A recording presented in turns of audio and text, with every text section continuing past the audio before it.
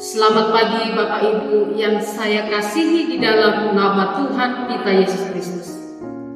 Saya berharap kita semua dalam keadaan sehat dan tetap semangat melakukan aktivitas kita satu hari. Marilah kita sejenak mendengarkan firman Tuhan sebagai pegangan kita sepanjang hari.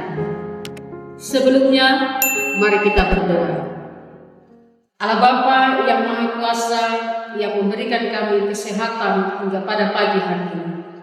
Dan di sini kami sebentar akan mendengarkan firman-Mu.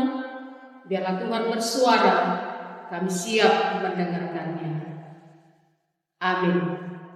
Bapak Ibu Saudara terkasih di dalam nama Tuhan kita Yesus Kristus, firman Tuhan yang menyapa kita pada pagi hari ini, Senin tanggal 24 Agustus 2026, tertulis dalam surat Rasul Paulus kepada Timotius yang pertama, pasal 6 ayat 6 sampai 7. Demikian dikatakan, memang ibadah itu kalau disertai rasa cukup memberi keuntungan besar, sebab kita tidak membawa sesuatu apa ke dalam dunia, dan kita pun tidak dapat membawa apa-apa keluar.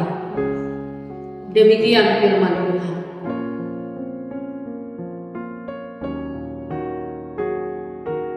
Judul renungan kita pada pagi hari ini, ibadah yang disertai rasa cukup. Saudara-saudara yang kasihi dalam nama Tuhan kita Yesus Kristus, jika Anda bisa memilih, Anda akan memilih yang mana? Menjadi orang yang berkekurangan, berkecukupan, atau berkelimpah? Barangkali banyak orang dengan cepat memilih menjadi orang yang berkelimpah. Karena bagi orang yang berkelimpahan, segala yang dibutuhkannya dengan mudah cepat terpenuhi. Godaan dunia membawa manusia kepada sifat materialistis dan gaya hidup konsumtif. Berbagai produk yang ditawarkan sangat memikat hati sehingga mendorong banyak orang untuk memilikinya, sehingga dapat membuat orang tidak dapat membedakan lagi mana kebutuhan dan mana keinginan. Kebutuhan adalah hal-hal yang benar-benar dibutuhkan dalam kehidupan ini. Sedangkan keinginan adalah rasa ingin memiliki karena terdorong hasrat, walaupun tidak terlalu dibutuhkan, bahkan tidak perlu sama sekali. Untuk bisa menundukkan hasrat atau keinginan yang merajai hidup kita, kita harus memiliki rasa cukup. Tanpa rasa cukup, kita tidak dapat mensyukuri berkat Tuhan. Ibadah yang berkenan kepada Tuhan adalah ibadah yang disertai rasa cukup dengan apa yang dimiliki, karena semua adalah berkat dari Tuhan. Rasa cukup memang bersifat relatif, yang artinya rasa cukup bagi setiap orang itu berbeda-beda. Akan tetapi kita dapat menguji apakah yang kita inginkan itu benar-benar kita butuhkan, atau karena unsur keserakahan, kesombongan, atau demi gengsi untuk menaikkan harga diri karena tidak mau kalah dengan orang lain. Jika kita memiliki sesuatu atas dasar kesombongan, itu merupakan keserakahan. Dalam Alkitab, keserakahan adalah dosa.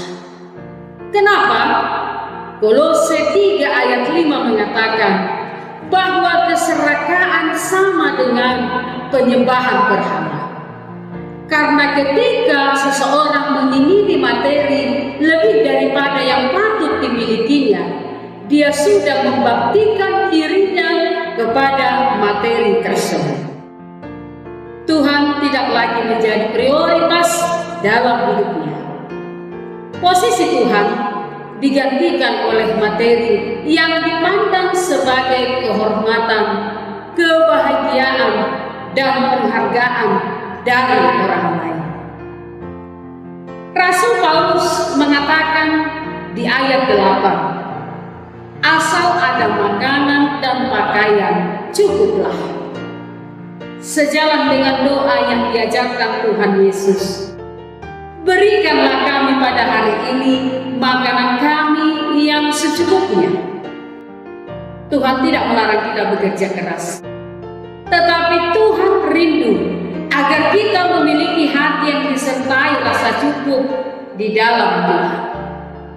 Karena itu, saudara-saudara, Bapak Ibu yang dikasihi dalam nama Tuhan kita Yesus Kristus, syukurilah apapun berkat Tuhan yang kita terima, agar kita mengalami sukacita dan damai. Hati kita tidak dikuasai oleh keinginan dunia, melainkan hati yang menikmati kasih Tuhan yang mencukupkan segala kebutuhan kita.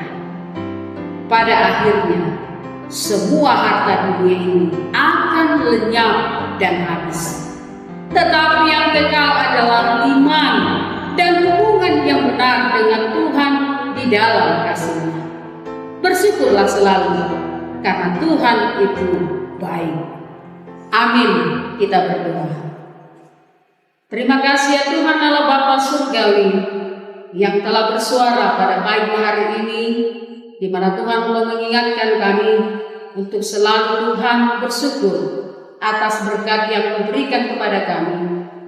Terima kasih Bapa, ajari kami agar kami bisa Tuhan menikmati semua berkat yang Kau berikan kepada kami, serta merasa cukup dan tetap Tuhan bersyukur di hadapan. Pada satu hari ini kami akan melakukan segala pekerjaan kami serahkan semua kepadamu, biar Tuhan yang menemani dan menyertai kami. Jemaatku saat ini dimanapun berada, Tuhan Yesuslah yang menyertai, dan apapun pergumulan, Tuhan tetap selalu mengiringi mereka. Inilah kami Bapa, ke dalam tangan pengasihan-Mu kami serahkan semuanya. Amin. Selamat pagi, Tuhan memberkati. Salam.